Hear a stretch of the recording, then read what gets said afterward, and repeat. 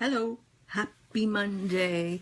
It must be Monday. We are all gathered here. Well, at least I am. And the beautiful thing about these live events is that you can look at them anytime you want. So, great fun. Great fun. Tonight, I wanted to talk about a topic that. Hello, Adrienne. That sprung up on the weekend, and I'll explain to you, how that happened. But have you ever given a thought as to, what makes for? Hi, Ashley. What makes for a life well lived? A few weeks ago, on our we talked about a life wheel, a balance wheel.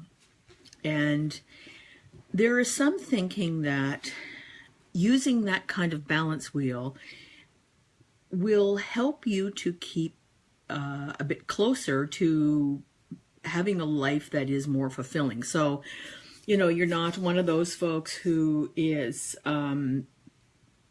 they're not working all the time and their children are being raised by nannies, and or they are so consumed with, let's say, working out that their family gets neglected. There's all kinds of things.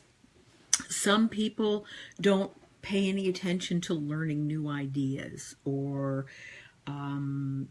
questioning some spiritual areas. But that, we talked about that, and on the, pardon me, I have an allergy day. On the wall, on the private group, and I'll put a link to that, there is actually the worksheet and the document.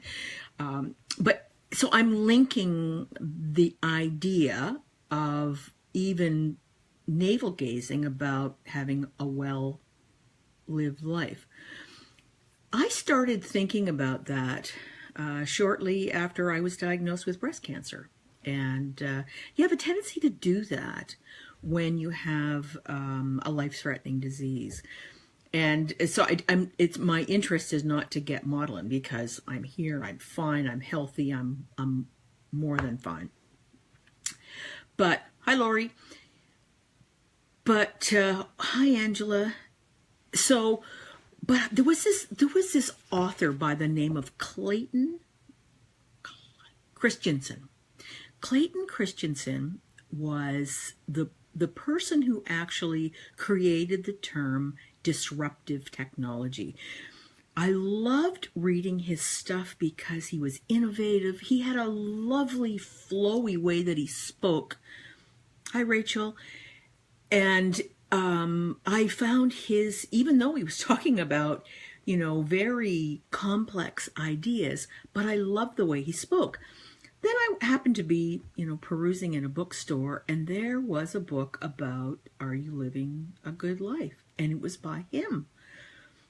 And he had always been an innovation writer, a technical writer.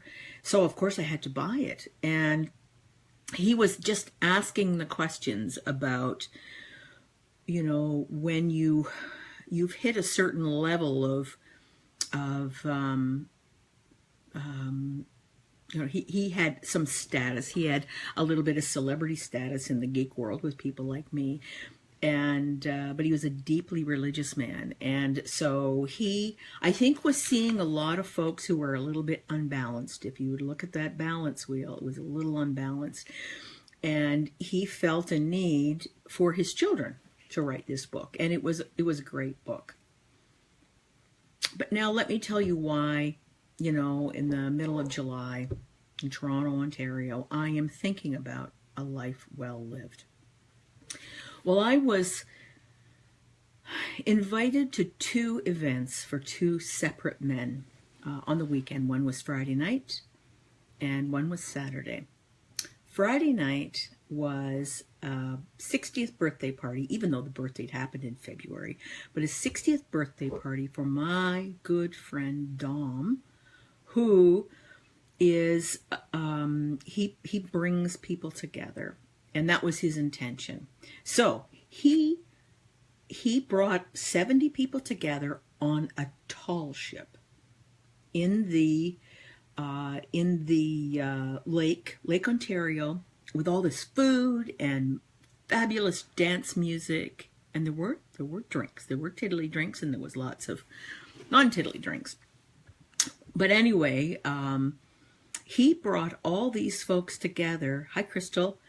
And the intention of this was for everybody to have a chance to get together and meet and talk. So, I'm always kind of not nervous. That might be the wrong word, but I'm always a little reluctant in these kinds of situations where I'm facing a whole bunch of people that I don't know. But there was something happening. There was a vibe. I just aged myself. There was a feeling that I could go up to anyone and say, "Hi, I'm Judy McKenzie. I know Dom from working with him in Vancouver. How do you know Dom?"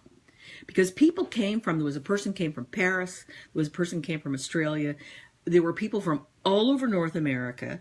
Some people had worked with Dom, some people had traveled with Dom, some people had met Dom while they were traveling, some people were their neighbors. But it was very clear that every part of his life was represented by people that were on this boat. Of course, there was a whole lot more that, couldn't make the trip, because not everybody's fortunate enough to be able to pick up and go to Toronto for the weekend. But so the whole evening was an evening of telling stories about how I met Dom. How did I get to know him? And what he had given them, why were they there? Why had they taken time out of their lives to come and celebrate Dom's birthday? And it was really, it was mind-blowing, kind of. And I don't easily get my mind blown, but I was so touched by the relationships that he built. And his life had not been a particularly easy one. It's been a good one, but he's had many things to deal with, and one of them was cancer. So he had pushed through, and Dom is always the person that touches base. Just, you'll get an email every now and then, or a phone call, or if he happens to be in town, let you know where he is. And I've always appreciated, and I've always said, that's something I really admire about Dom. So in my thinking and my research about, what constitutes a life well lived, one of the thoughts that I read about was that when you have friends or people who influence you, and you admire certain things about them, that usually means you are deficient in that, and you are so connected to them because they teach you things about that. And I think that is the truth.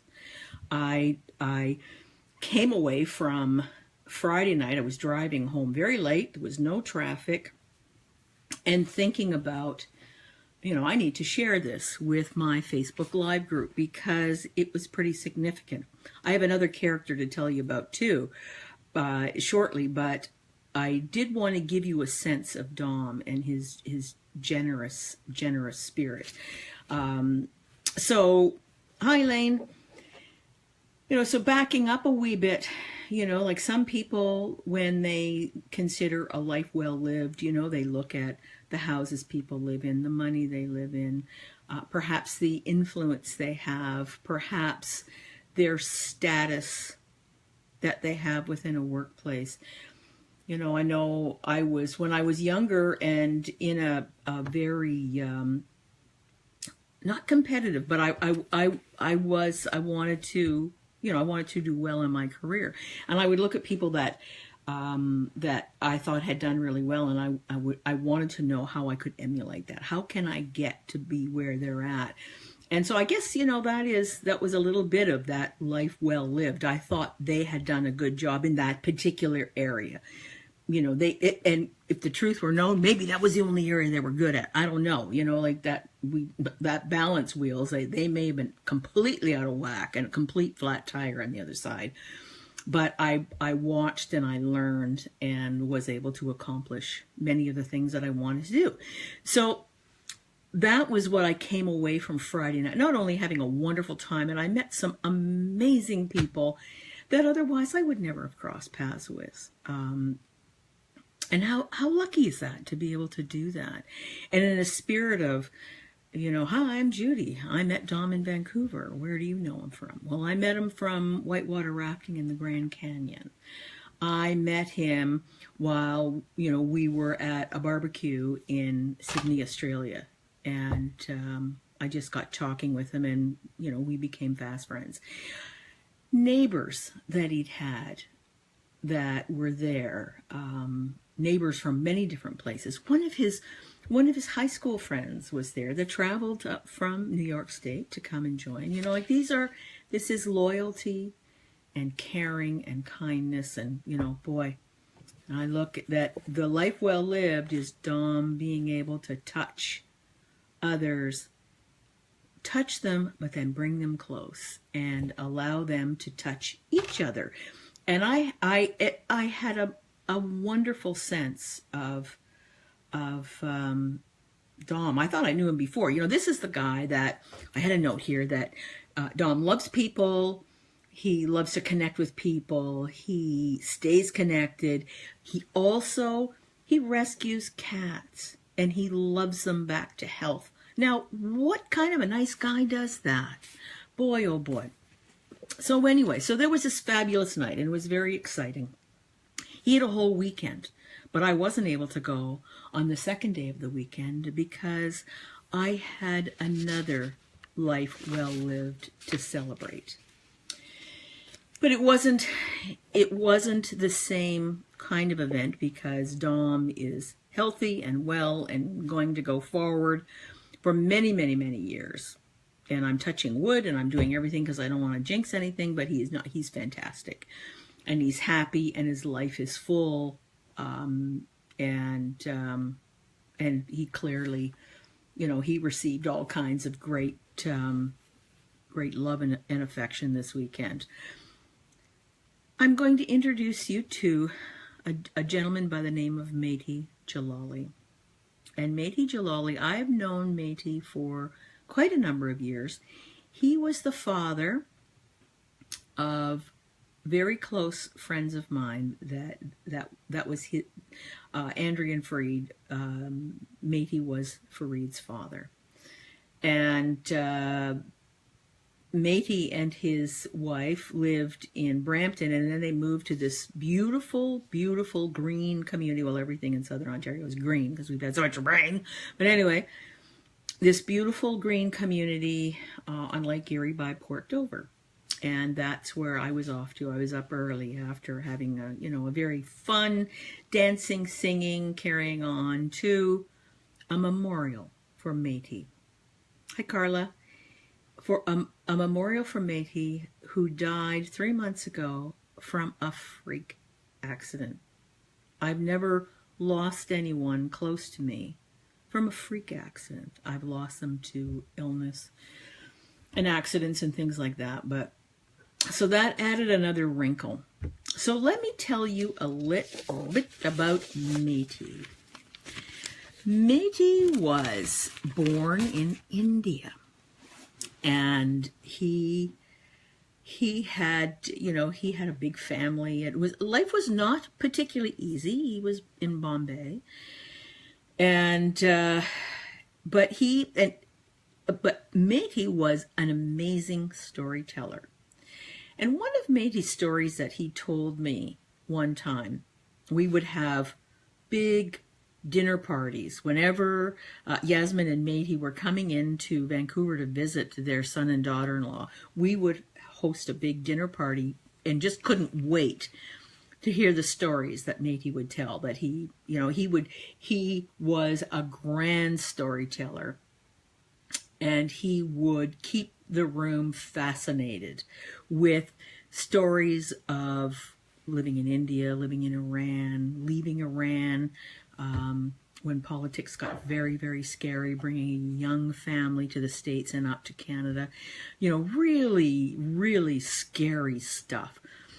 And he told these stories so, hi Gary, told these stories with such an interesting and an optimistic approach that, you know, living in a small town in southern Ontario, you know, to a working class family where I didn't have to worry about anything, you know, I listened to his stories and was just blown away at the courage and the resilience of Métis and his entire family. But anyway, Métis, one of his stories, and we talked about it during his memorial service on Saturday, was he had the pleasure of going to a private school with Farrukh Bulshara. And he was in a band with Farrukh. And Métis said, you know, that was the first band he'd been in, and he was a couple years older than Farrukh, but and he played a fairly significant role in this band, but he said Farrukh couldn't sing. Farrukh was actually,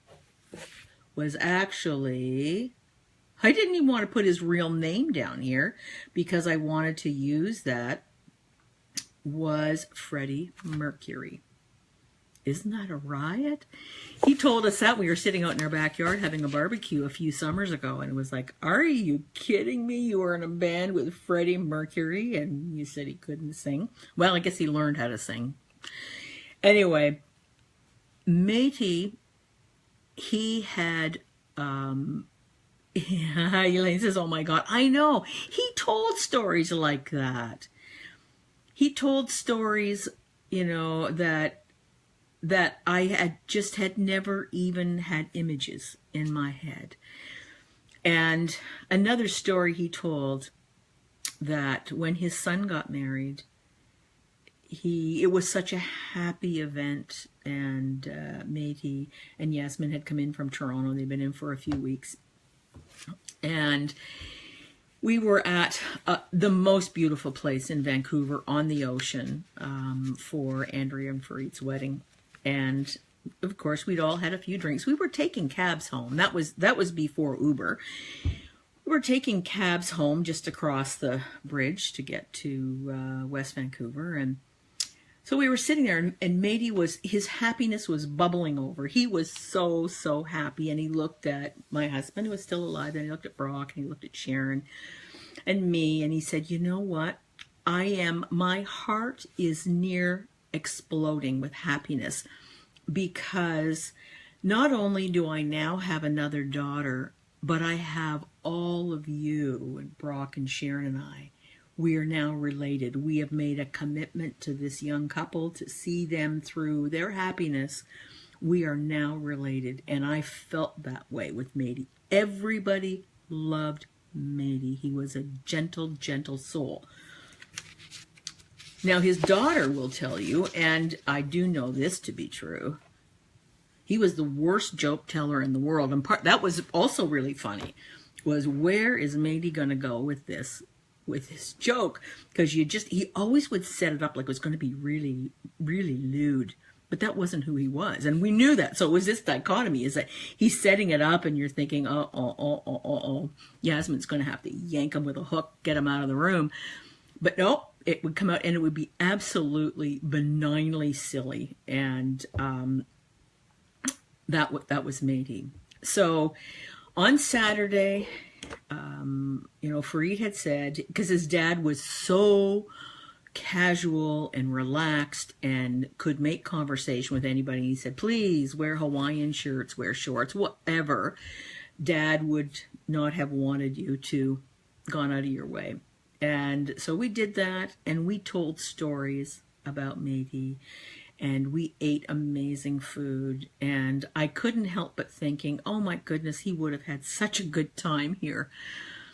So that's the second man who lived he lived a wonderful life. He was taken from us too soon, but somebody was impatient. They needed him, and I'm not overly happy about that. But I am thankful and wiser for knowing Métis. And as I'd said about Dom, one of the things in reflecting on Dom and what made me think he was leading an extraordinary life was the connections and the connectivity. And I think for Métis was his ability to tell stories and connect with people through bringing our lives together. And we were all richer for hearing these stories and hearing, how he and his family overcame so many things. And, so this was a weekend of great sadness and great happiness. But I feel very blessed to have known these two amazing men who lived amazing lives. So, thoughts, anyone, in terms of what do you think are different areas or qualities that, in your opinion, that you would think that you have lived a good life, or someone who you currently think that, and what is it that they do that makes you feel that way? Does anybody have any thoughts they'd like to share?